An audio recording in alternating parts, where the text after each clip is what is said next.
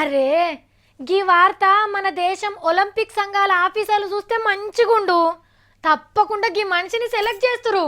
Olympic ఆటలకు పంపినరంటే మెడలు పొంగిపోయే అన్ని గోల్డ్ మెడల్ కొట్టుకొస్తాడు. ఇయ్యకుంటే అంపైర్లను కంటి సూప్తోనే వణికిస్తాడు. ఏమన్నా దొక్కుతాడా సైకిలు? తొక్కుడు దొక్కితే చైన్ తెగిపోవాల్సిందే గాని సార్కు జోరైతే ఆగది. ఇదే కాదు, ఆయన ఏ పని చేసినా అంతర్జాతీయ లెవెల్లోనే పబ్లిసిటీ వస్తుంది. అనంతపురంలా లేపాక్షి పండుగ రాబోతున్నదుల్లా శనివారం ఆదివారం దుమ్ము రేగుతది. నంది అంత బరువు ఉండే పండుగను భుజాల మీద ఎత్తుకొని ఉరుకుతుండు బాలయ్య బాబు. సంబురంగా చేయాలని మస్తు పబ్లిసిటీ చేసిండు. గమ్మతేందంటే రన్నింగ్ పోటీ అని పెట్టి నడక యాత్ర వేసి పడేసిండు దాన్ని. ఆగో బడి పోరగాండ్లను ఎంటేసుకొని ఎట్లా నడుస్తున్నాడో అట్లనే పండుగ విజయవంతం కావాలని యాగం చేసిండు బాలయ్య బాబు.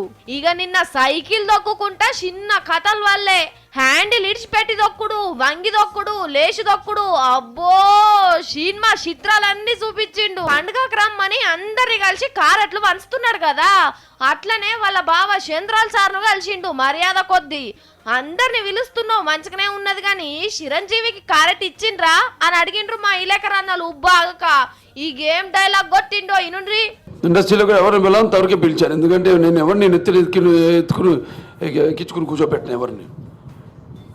నా పక్కన నిలబడి వాళ్ళకి గ్లామర్ వచ్చేవాళ్ళు ఉన్నారు స్టేజ్ మీద. నేను ఎవరికి ఇవ్వదలుచుకోలేదు, అది నా కష్టార్జితం. ఎవరు పిలవాలో వాళ్ళు పిలుస్తాను నేను, అంతే. విన్నారా? బాలయ్య బాబు పక్క పొంటి నిలబడితే చిరంజీవి అసొంటోళ్ళకు కూడా గ్లామర్ వస్తుందట. అవుగాని నువ్వేదో కృష్ణదేవరాయలు వారు వేషం కడుతున్నావట. చిరంజీవిని పిలిస్తే శివునేషం కట్టు కదా, ఇద్దరు కలిస్తే ప్రోగ్రాం అద్దిరిపోవు. రకరకాలు ఉంటారు మనుషులు వచ్చేవాళ్ళు, అంటే పిలిస్తే. నేను నా పద్ధతిలో వెళ్తా, డిక్టేటర్ పద్ధతిలో. నేను సీతయ్య టైపు ఎవ్వలి మాటినా అంటున్నాడు. ఈనకపోతేవు గాని పండుగ నాడైతే నేను డిక్టేటర్ను, అన్ని వేషాలు నేనే చేస్తా అనేసారు పండుగ కచ్చిన వాళ్ళు పరారైతారు.